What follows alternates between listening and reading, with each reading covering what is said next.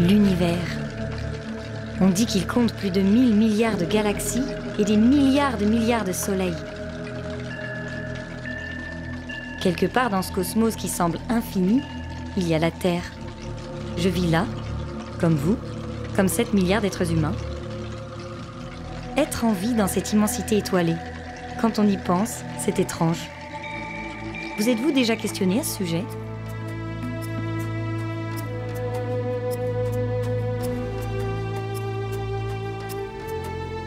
Moi, oui.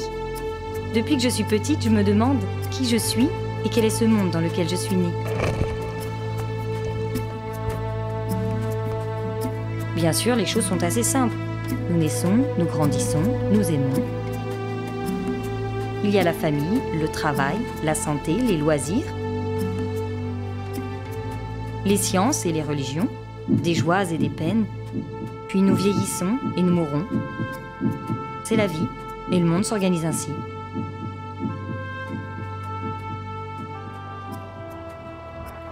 J'aurais pu me contenter de ces réponses. Mais mes questions ne m'ont pas quittée. C'est comme si elles me disaient « Regarde ailleurs, regarde autrement, regarde. » Mais qu'y avait-il à voir et comment regarder autrement ? Alors j'ai cherché. J'ai aussi beaucoup voyagé. Renonçant aux autoroutes, j'ai emprunté des chemins de traverse. Ils étaient parfois bien cachés. Heureusement, j'ai toujours rencontré quelqu'un pour me les indiquer.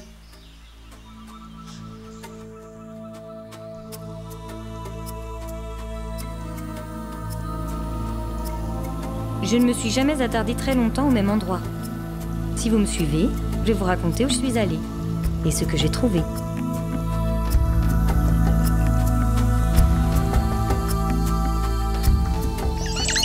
Assez vite, je me suis retrouvée au cœur des civilisations du passé, il y a plusieurs milliers d'années. Saviez-vous que nombre de ces civilisations étaient scientifiquement et socialement très avancées ? Les humains d'alors nous ont laissé des vestiges et des monuments tout autour de la planète. On ne sait pas comment ils ont été construits tant leur architecture est sophistiquée. Même nos ordinateurs les plus modernes ne parviennent pas à en percer les secrets.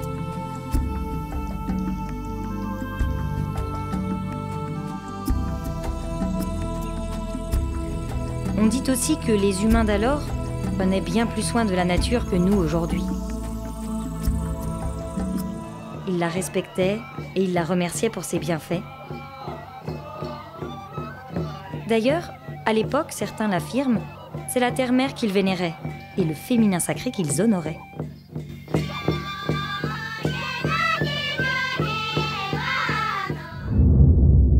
Tout cela commençait à être étonnant. Mais cela ne répondait pas vraiment à mes questions. J'avais besoin d'en savoir plus.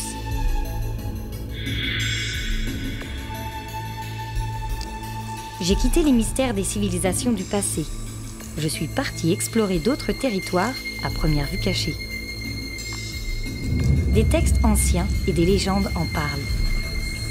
Ces territoires ont pour nom Atlantide, Nu, Hyperborée, Agartha, ou encore la Terre creuse. Des explorateurs contemporains sont très sérieusement convaincus que ces continents et leurs civilisations ont un jour existé. Ils consacrent leur vie entière à en chercher des traces, souvent dans les profondeurs des fonds marins, où se trouveraient des vestiges engloutis. À l'époque de ces continents, certains humains qui vivaient là, entre rêve et réalité, pouvaient, paraît-il, être aussi grands que des géants. D'autres détenaient des pouvoirs de magiciens. Il paraît aussi qu'ils parlaient avec les dauphins. Et ils auraient même conversé avec d'autres vivants qui n'étaient pas terriens, des extraterrestres. C'était il y a des centaines de milliers d'années, affirment certains. Les ufologues d'aujourd'hui sont convaincus de l'existence de ces visiteurs du cosmos, et somme toute, cela ne serait pas étonnant tant l'univers est grand.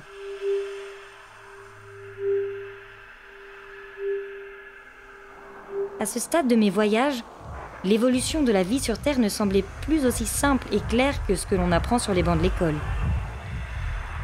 L'origine de l'humanité, la préhistoire, l'histoire, les civilisations, le temps, l'espace, tout prenait une autre dimension. Il s'y mêlait du bizarre, de l'étrange, tout cela avait quelque chose de déroutant. Alors bien sûr, j'ai bien pensé que j'avais croisé sur ma route un peu trop de charlatans, d'hurluberlus et de pseudo-scientifiques. Mais c'est alors que des scientifiques eux-mêmes se sont mis à bousculer ce qu'il me restait de certitudes bien ordonnées.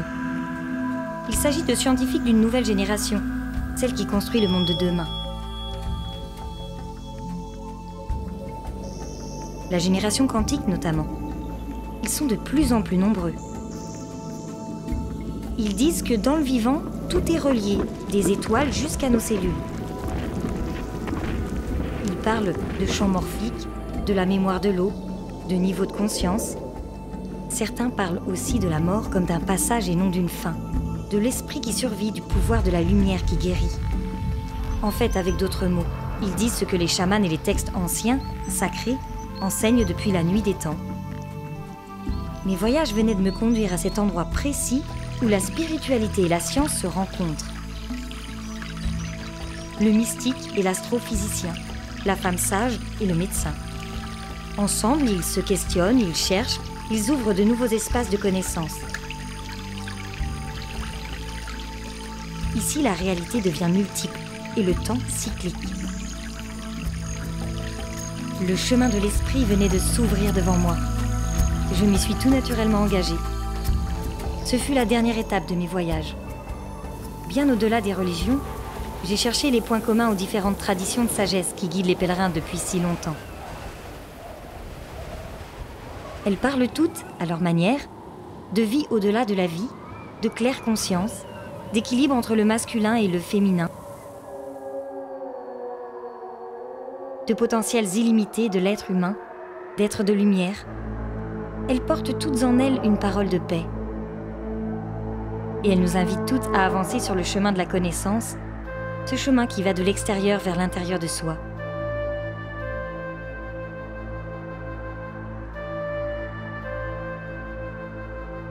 Il est fait de questionnements, de découvertes et de redécouvertes. Il s'accompagne d'un état toujours plus grand d'apaisement. Et de cette curieuse sensation qui donne l'impression que l'on s'élève plus haut.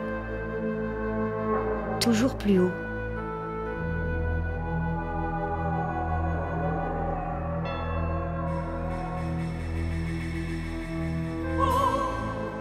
Depuis toujours, les humains appellent cette sensation amour.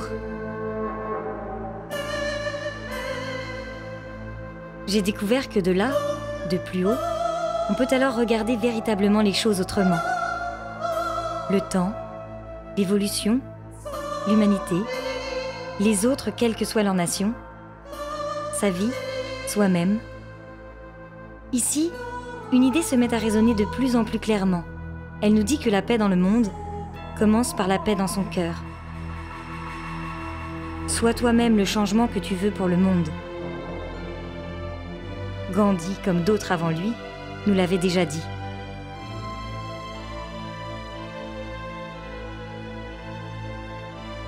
Je suis redescendue sur Terre. J'ai commencé à raconter mes voyages, comme je viens de le faire auprès de vous qui venez m'écouter. Et vous savez quoi ? Je me suis aperçue que nous sommes très nombreux à voyager ainsi, depuis de nombreuses années déjà. Chacun de nous suit son propre chemin. Chacun de nous a ses enseignements et ses guides préférés. Pourtant, même sans le savoir, même sans nous connaître, nous voyageons ensemble. Nous sommes reliés dans cette quête de sens qui, pour moi, dès l'enfance, avait pris la forme de ces deux questions. Qui suis-je ? Et quel est ce monde dans lequel je suis née ? Aujourd'hui, partout sur la planète, une parole nouvelle, éclectique et laïque se libère. Elle parle de spiritualité universelle. Elle repousse les limites de la connaissance admise, académique et conventionnelle. Elle nous offre de nouveaux espaces pour être, créer et aimer. C'est une parole personnelle, sensible et subjective. Mais c'est aussi une parole politique, sociale et citoyenne. Car que serait la politique et les activités sociales si elles n'intégraient pas pleinement la vie, y compris dans ce qu'elle a de plus mystérieux et de plus sacré? Assurément, des activités desséchées qu'il serait dès lors urgent de revitaliser.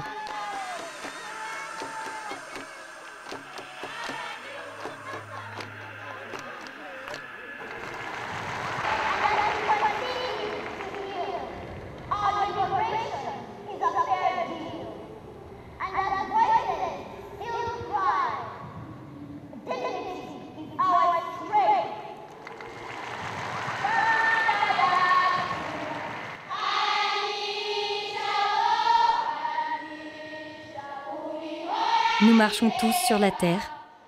Nos chemins de vie se croisent et se décroisent. Et dans les contes pour enfants, mais aussi pour les grands, on dit que d'en haut, si on regarde autrement, on peut voir tout autour de notre planète une toile de fils de lumière aux couleurs d'or et d'argent en mouvement. Elle éclaire l'univers. Elle est comme une passerelle que nous pouvons emprunter pour avancer vers de nouveaux possibles à inventer. Et de là, régénérer ce que sur Terre nous nommons connaissance, conscience et imagination. Chacun de nous est libre de s'aventurer vers ces nouveaux territoires d'évolution à explorer. Là se trouve le futur de l'humanité.